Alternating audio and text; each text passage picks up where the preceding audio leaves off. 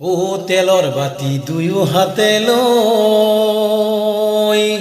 ও যাই নাৰদ মোৰ তলৈ তেলৰ বাতি দুয়ো হাতে লৈ ও যাই নাৰদ মোৰ তলৈ প্ৰভু ৰয়া দেখ মানি ধীৰে ধীৰে যাই মুনি প্ৰভু ৰয়া দেখ মানি ধীৰে ধীৰে যাই মুনি নাই মনত অন্য চিন্তাও তেলৰ বাতি দুয়ো হাতে লৈ ও যাই নাৰদ মোৰ তলৈ। নমস্কাৰ বন্ধু বান্ধৱীসকল, আন এটি নতুন ভিডিঅ'লৈ আপোনালোকক স্বাগতম জনাইছোঁ। আৰু আজি মই উপস্থিত আছোঁ ৰঙিয়া ঢোলকুচিত, আৰু ইয়াতে এগৰাকী নৱাগতা মহিলা পাঠক পবিতৰা দাসৰ ঘৰ, তেখেতৰ বাসগৃহত আজি মই উপস্থিত আছোঁ।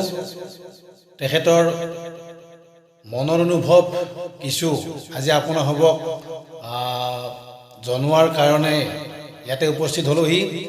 গতিকে তেখেতৰ নাগাৰা নামৰ আৰম্ভণি, বৰ্তমান তেওঁ কি কৰি আছে, ক'ত কেনেকৈ পঢ়া শুনা কৰি আছে, আদি অন্ত গোটেইখিনি কথা আপোনালোকক জনাবলৈ মই চেষ্টা কৰিম। গতিকে ভিডিঅ'টি আৰম্ভণিৰ পৰা শেষলৈকে আপোনালোকে উপভোগ কৰিবলৈ নাপাহৰিব।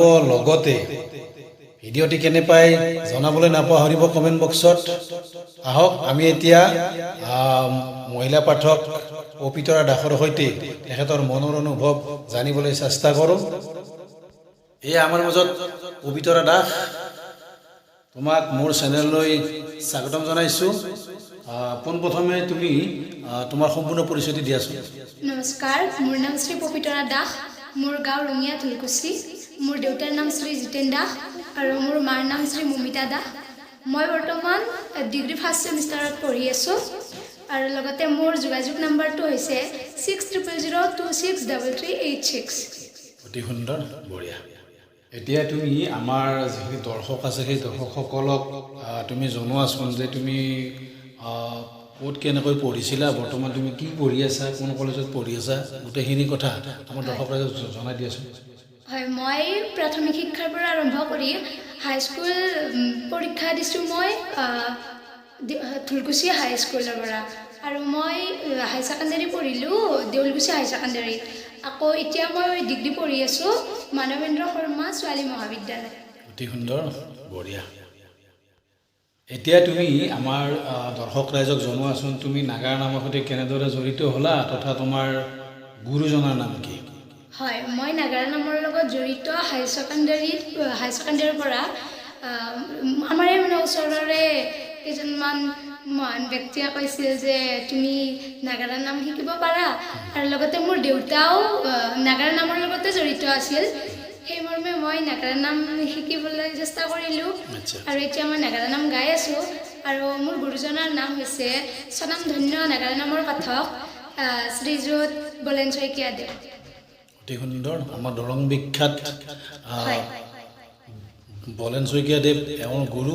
গতিকে সেই কথাখিনি জানি আমাৰ ভাল লাগিল, আৰু নিশ্চয় আমাৰ যিখিনি দৰ্শক আছে তেখেতসকলেও নিশ্চয় উৎসাহিত হ'ব। বঢ়িয়া। আমি বহু সময় ইতিমধ্যে আমাৰ আলোচনা আগবঢ়ালোঁ, গতিকে ইমান বেছিকৈ কথা পাতি থাকিলেও মানুহে আমনি পায়। গতিকে এইবাৰ তোমাৰ কণ্ঠত এটি সুন্দৰ দিহা আমি দৰ্শক ৰাইজৰ বাবে লৈ যাব বিচাৰিছোঁ। গতিকে প্ৰথম দিহা হিচাপত তুমি কি দিহা গাবা? মই পুৰাণৰ এটা আখ্যান গাবলৈ ওলাইছোঁ। বঢ়িয়া, সুন্দৰ। অ মহাভুল কৰিলি কিয় কথা দিলি, কেনেকৈ কৰিবি তই, বৃদ্ধ হৈ আহিছোঁ এনেও মৰি যাম, পুত্ৰ শোকত নেপেলাবি তই, মহাভুল কৰিলি কিয়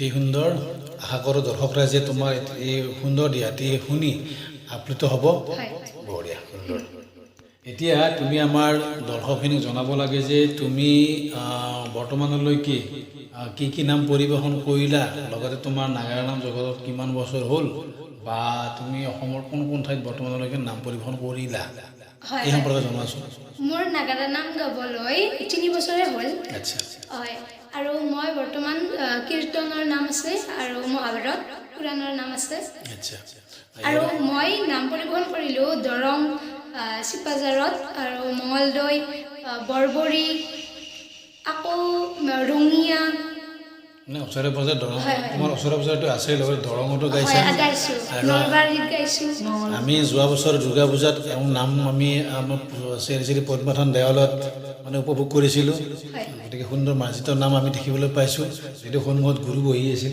হয় অতি সুন্দৰ এইবাৰ মই তোমাক সুধিব বিচাৰিছোঁ যে যিহেতু আমাৰ বিশ্বকৰ্মা পূজাৰ পৰা নাগাৰা নামৰ নতুন বৰ্ষ আৰম্ভ হয় হয় গতিকে এই আগন্তুক বৰ্ষত আমাৰ নাগাৰা নামৰ দৰ্শক বা দৰ্শক ৰাইজৰ বাবে বা অনুৰাগীসকলৰ বাবে কিবা তুমি নতুন আখ্যান লৈছা নেকি হয় মই নতুন আখ্যান এটা লৈছোঁ বাৰু পুৰাণৰ হয় আচ্ছা হয় আৰু এতিয়া ৰিহাৰ্চেল দি আছোঁ এই নামটো প্ৰথম আমি গাবলৈ চেষ্টা কৰিম গণেশ পূজাৰ পৰা এই যে আহি আছে গণেশ হয়, পূজা হয়। অতি সুন্দৰ আশা কৰোঁ এটি নতুন আখ্যান এওঁ গণেশ পূজাৰ পৰা আৰম্ভ কৰিব ময়ো আশা কৰোঁ যাতে সকলোৱে মৰম আৰু আশীৰ্বাদেৰে আদৰি লয় নিশ্চয় নিশ্চয় সুন্দৰ আমাৰ নাগাৰা নামৰ যিখিনি দৰ্শক আছে অনুৰাগী আছে তেওঁলোকে নিশ্চয় তোমাক এই ক্ষেত্ৰত উৎসাহিত কৰিব মৰম দিব আশীৰ্বাদ দিব বঢ়িয়া সুন্দৰ এতিয়া মই তোমাক সুধিব বিচাৰিছোঁ যে তুমি এতিয়া ছোৱালী হৈ আছা ভৱিষ্যতে তুমি বিয়া হ'ব লাগিব বা আন অন্য এখন ঘৰলৈ যাব লাগিব গতিকে তোমাৰ ভৱিষ্যত পৰিকল্পনা কেনেকুৱা নাগাৰা নামক লৈ হয় মই এতিয়া যেনেদৰে নাম গাই আছোঁ আগন্তুক দিনলৈও মই এনেকৈ নাম গাই থাকিব বিচাৰোঁ এজনী যাতে ভাল ডাঙৰ পাঠিকা হ'ব বিচাৰোঁ আৰু মই আচ্ছা আচ্ছা ৰাইজে সহযোগ কৰিলে ভাল হ'ব বঢ়িয়া বঢ়িয়া সুন্দৰ তুমি যিধৰণে এতিয়া আগবাঢ়ি গৈছা হয়। এটা উৎসাহিত মনেৰে সেই মনেৰে তুমি আগন্তুক সময়তো ধুনীয়াকৈ শিকি লৈ নাগাৰা নাম জগতত তুমি আগুৱাই যোৱা এয়া কামনা কৰিছোঁ হয়। বঢ়িয়া সুন্দৰ বহুখিনি সময় আমি কথা পাতিলোঁ গতিকে এইবাৰ তোমাৰ শেষৰ বা দ্বিতীয় দিহা হিচাপত তুমি কোনটো দিহাৰে আমাৰ দৰ্শক ৰাইজক আপ্লুত কৰিম বুলি ভাবিছা হয় মই এটা দিয়া গাবলৈ ওলাইছোঁ আপোনাৰ অনুৰোধত বাৰু বঢ়িয়া ও বৈকুণ্ঠ তিছৰে ভাবে মনে মনে প্ৰমাণ চাওঁ বালক ধন্যৰ